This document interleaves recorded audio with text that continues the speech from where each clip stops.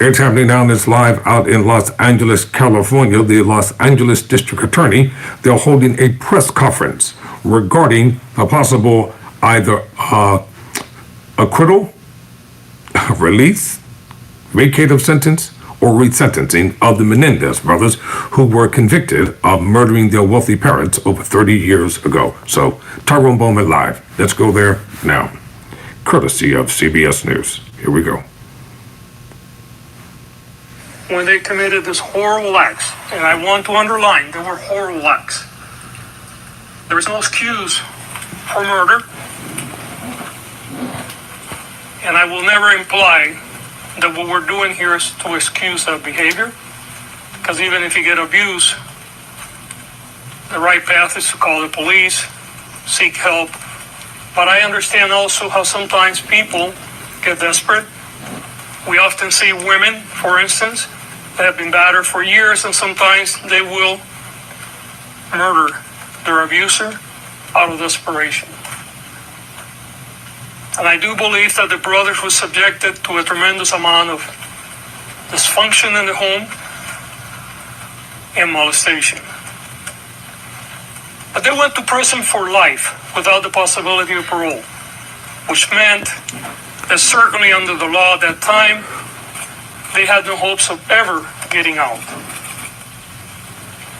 They could have done what many other people do, which is basically said, you know what, I'm here for the rest of my life, so I'm going to do whatever. I'm going to misbehave, I'm going to join gangs, I'm going to live the life of the prison.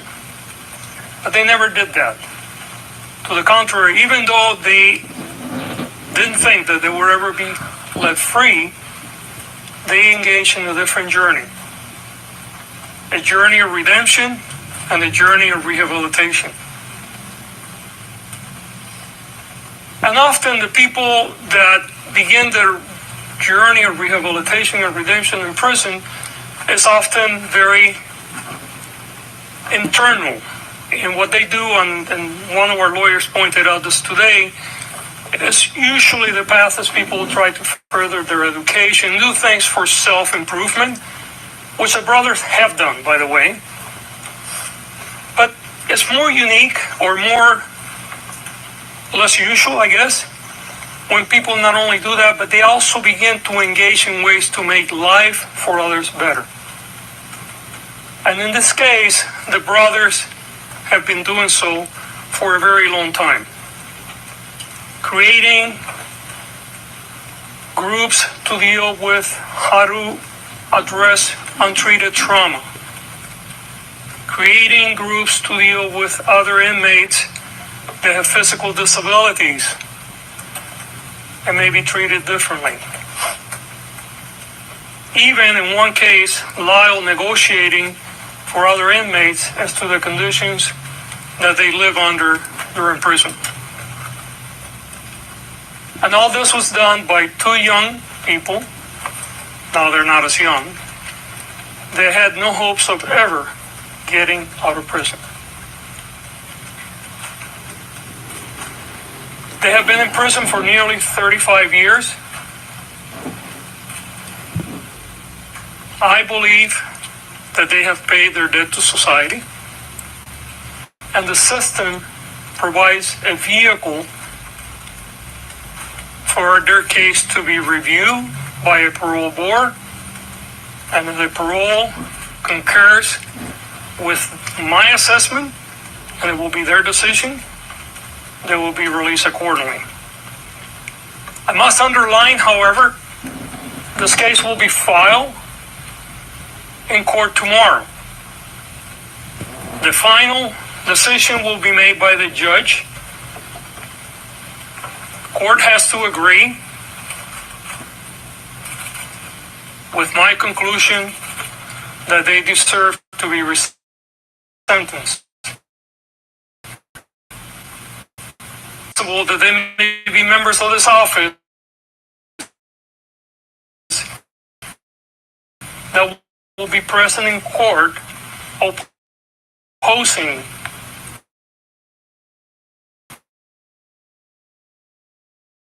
the resentencing.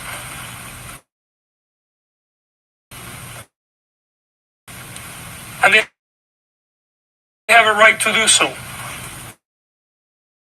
And we encourage those that disagree with us to speak and the court is the appropriate place to do it. We certainly feel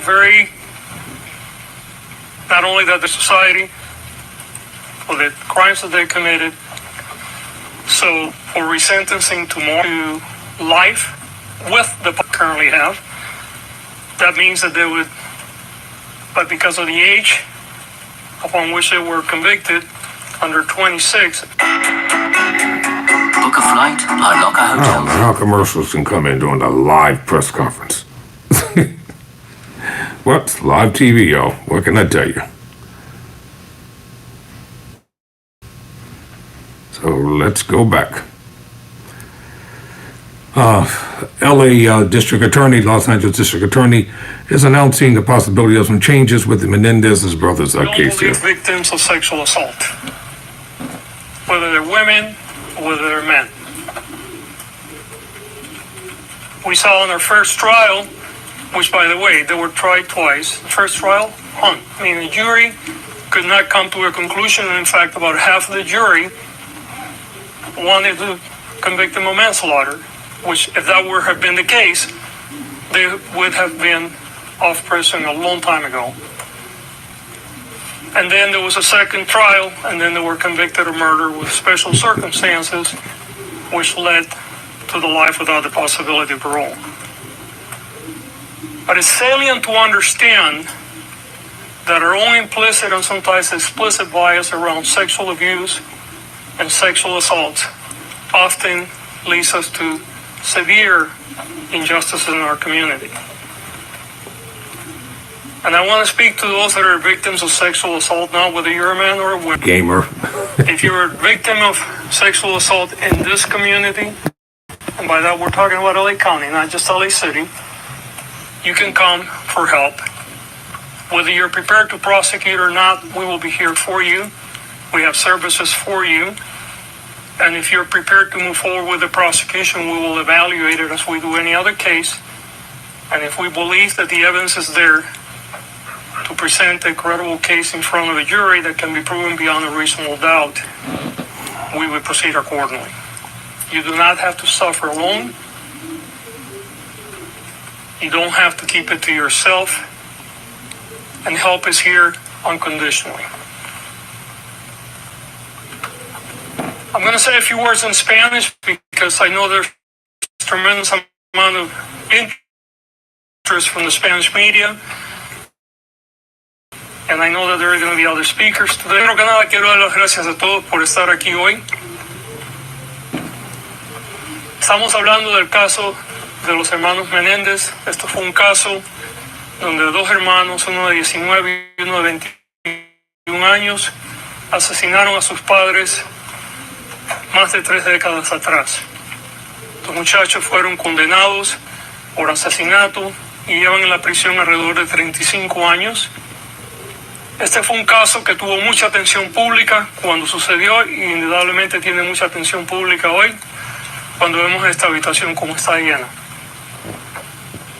La razón por la que nosotros estamos buscando que la Corte reevalúe la sentencia original es la siguiente. Bajo la ley de California, cuando una persona es acusada de un crimen, ese crimen puede ser reevaluado si la persona lleva muchos años en la cárcel o la prisión y enseña que se ha rehabilitado y que puede ser reintegrado en la comunidad sin causar peligro para el resto de nosotros. En el caso de los hermanos Menéndez, nosotros hemos revisado el caso y creemos, número uno, que se han rehabilitado y número dos, que pueden ser reintegrados en la comunidad sin causar peligro para el resto de nosotros. Es importante notar que este es un caso de dos muchachos que tenían 19 y 21 años, que probablemente fueron no solamente acosados por su familia, pero posiblemente también fueron molestados sexualmente. Aunque no hay excusa ninguna para los crímenes que ellos cometieron, reconocemos también que desde que están en la prisión, ellos han demostrado con sus acciones y sus palabras que iban a hacer todo lo que era posible para rehabilitarse. No solamente ellos hicieron cosas para mejorar su vida personalmente, pero también tomaron parte en muchos programas y crearon programas para ayudar a otros prisioneros. Hicieron todo esto durante un tiempo donde ellos no creían que iban a salir de la cárcel por el resto de su vida, porque su sentencia era de vida sin la posibilidad de salir de la cárcel.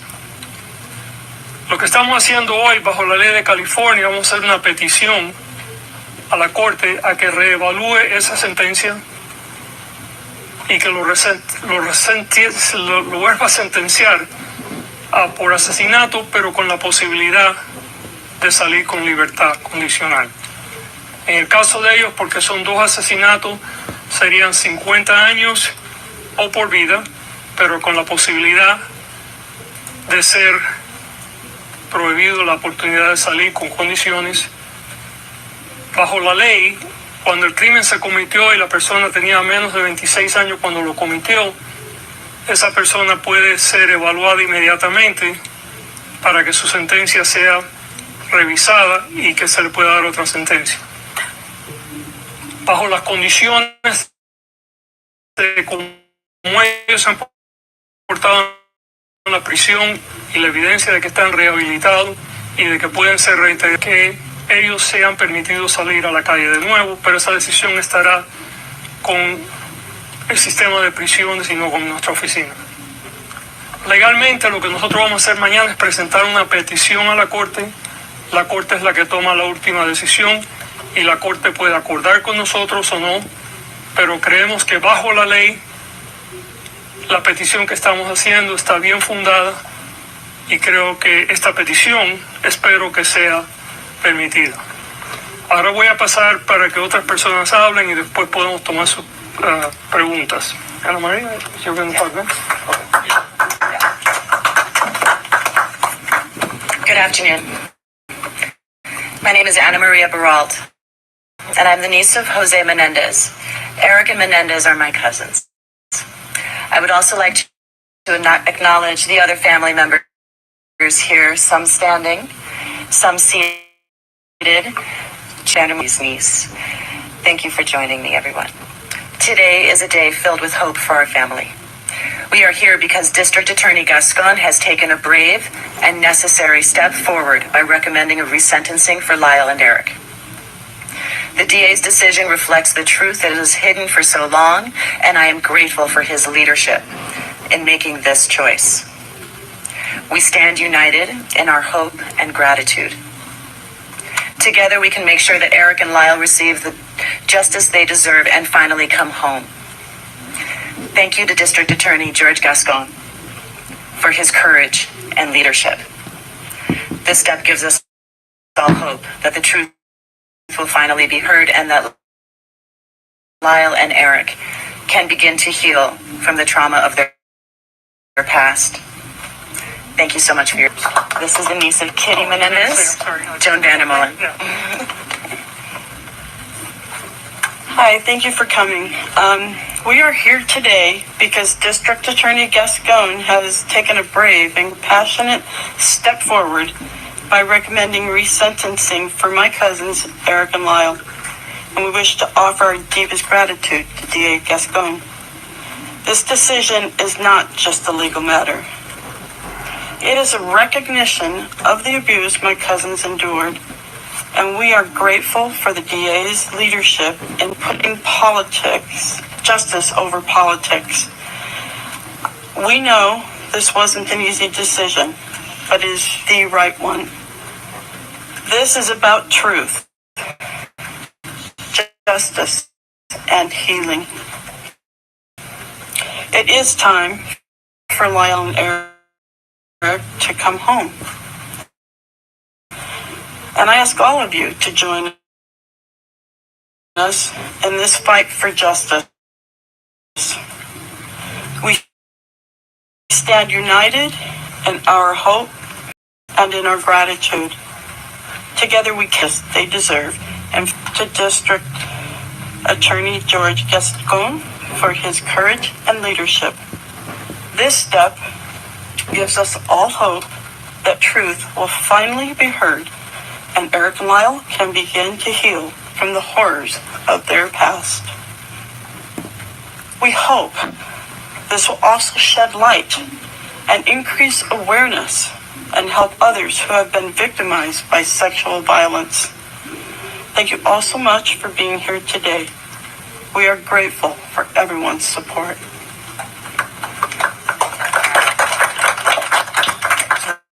Anyone else speaking? No, that's it. Okay. Okay, and I apologize. I'm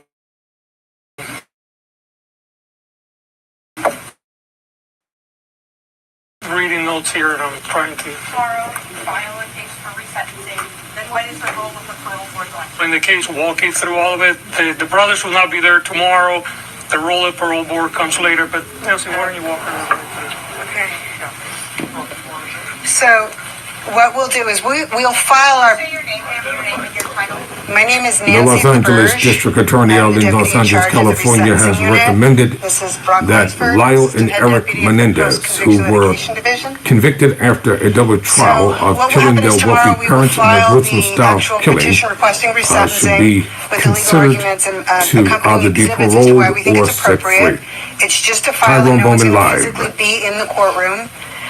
From there, we'll also serve the defense with our motion and our paperwork so that they'll have their copies.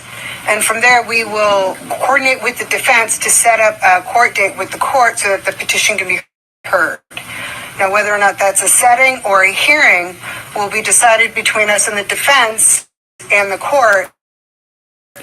A petition Once will be everybody filed. gets an idea A of recommendation goes to the And from parole there, the board hearing, to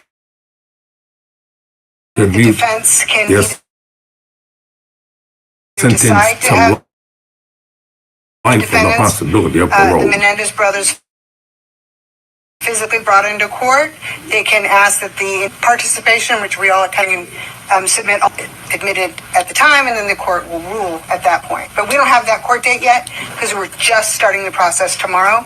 But it's our intention to have that go forward before the habeas, because if the judge grants it, that may impact the defense's decision to proceed on the habeas.